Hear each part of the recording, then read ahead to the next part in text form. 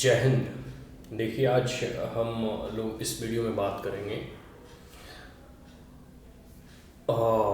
Pacific पटल पर अभी चल रहा रूस यूक्रेन वॉर को लेकर, युद्ध को लेकर।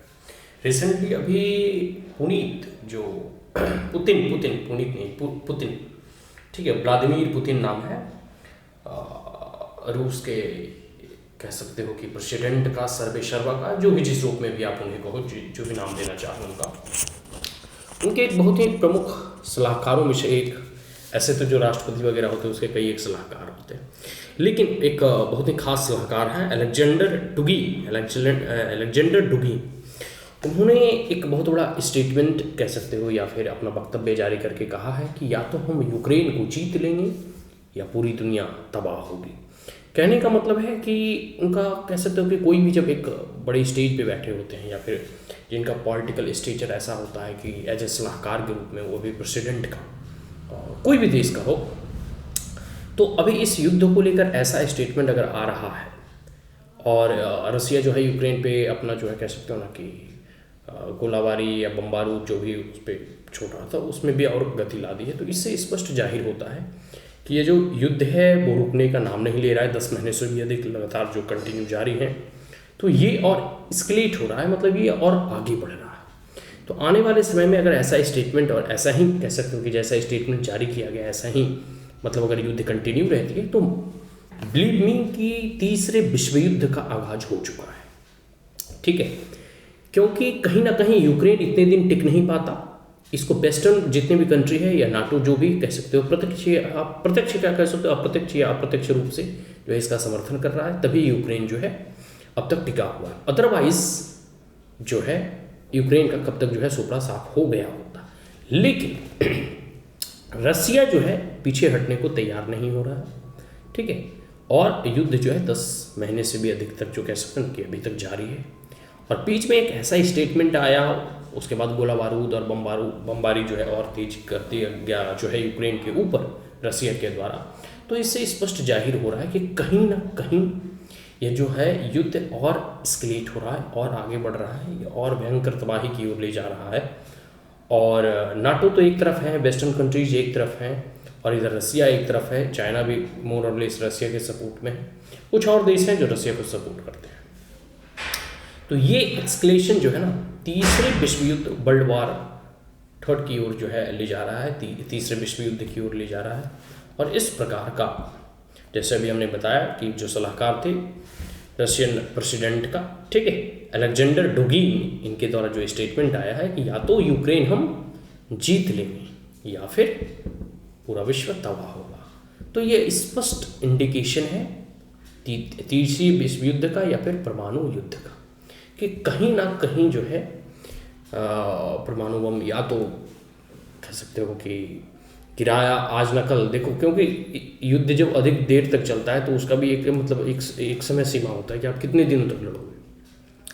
10 महीने होने जा रहे हैं, और लंबा युद्ध में जो है नुकसान अधिक होता है, हानि अधिक उठानी पड़ती है।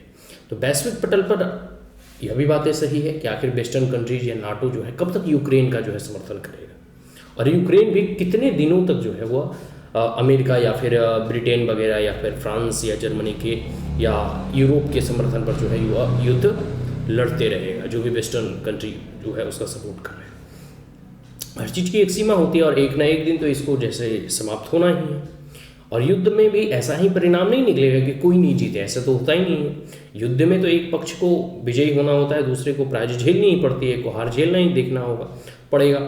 तो चाहे जितना भी वेस्टर्न कंट्रीज कह सकते हो कि सपोर्ट कर ले, at the end of the day Ukraine को हारना ही होगा, क्योंकि रसिया के सामने वो टिक नहीं सकता मिलिटरली, टेक्नोलॉजी के माध्यम से और पावर के माध्यम से। क्योंकि रसिया अपने आप में, भले ही वो 1991 में डिसइंटीग्रेट हो गया था, लेकिन अपने आप में अभी भी, क्योंकि वो एक न्यूक्लियर पावर्ड नेशन है, तो उनकी कैपेसिटी अगर हम यूक्रेन से कंपेयर करें तो वो यूक्रेन कुछ नहीं। तो इस मायने में हम कह सकते हैं कि यूक्रेन के ऊपर, ठीक है, हो सकता है भविष्य में कभी परमाणु बम गिराया जा सकता हो। तो एक प्रकार से यह बातें स्पष्ट हो जाती है कि इस प्रकार का बीच बीच में स्टेटमेंट आना पूरे वैश्विक जगत पे जो कह सकते हैं कि हलचल सी मतलब मच जाती है कि भाई कहीं न्यूक्लियर बॉम्ब तो नहीं रशिया ड्रॉप करने वाला है। लेकिन हाँ, यह बात सही है कि 10 महीने से अधिक युद्ध हो गया है और यह युद्ध जो है ना और अधिक दिन तक चलने वाला है नहीं। आज ना कल जो है इसे खत्म होना ही होगा।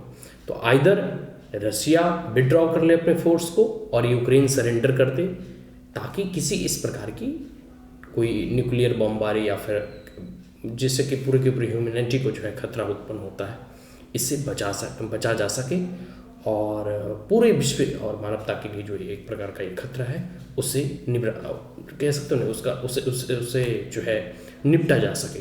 तो ये ज़रूरी है कि कोई भी देश आपस में बैठकर या कोई इस प्रकार से, जैसे भारत वगैरह है ना कि निगोशिएशन में भारत को हमेशा दोनों देश जो है, रसिया भी हमारा अच्छा मित्र है और यूक्रेन के साथ भी हमारी वैसे कोई खराब जो है रिश्ते नहीं होते हैं। तो कह सकते हो कि ऐसे कोई मीडिएटर जो कि इन दोनों देशों का जो है कॉन्फ्लिक्ट को सॉर्ट आउट कर सके, ताकि इससे जो है युद्ध रुक सके, युद्ध विराम हो सके। तो ये तो आने वाले समय ही बताएंगे। लेकिन इस प्रकार के स्टेटमेंट जो अलेक्जेंडर डुगिन ने दिया है कि या तो हम यूक्रेन जीतेंगे या विश्व की तबाही होगी, तो ये जो है एक कंसर्न जाहिर करता है, कंसर्न होता है कि आप जो है इस पैसिफिक पटल पर और जियो पॉलिटिक्स में अभी स्थितियाँ ऐसी उत्पन्न हो रही है कि कॉन्फ्लिक्ट या और एस्केलेट होते जा रहा है, बल्कि इसे और रिड्यूस होना चाहिए था। लेकिन यह रिड्यूस तभी होगा, इस पर पूर्ण विराम तभी लगेंगे जब एक देश या तो विजयी होगा और दूसरा पराजय। जय हिंद।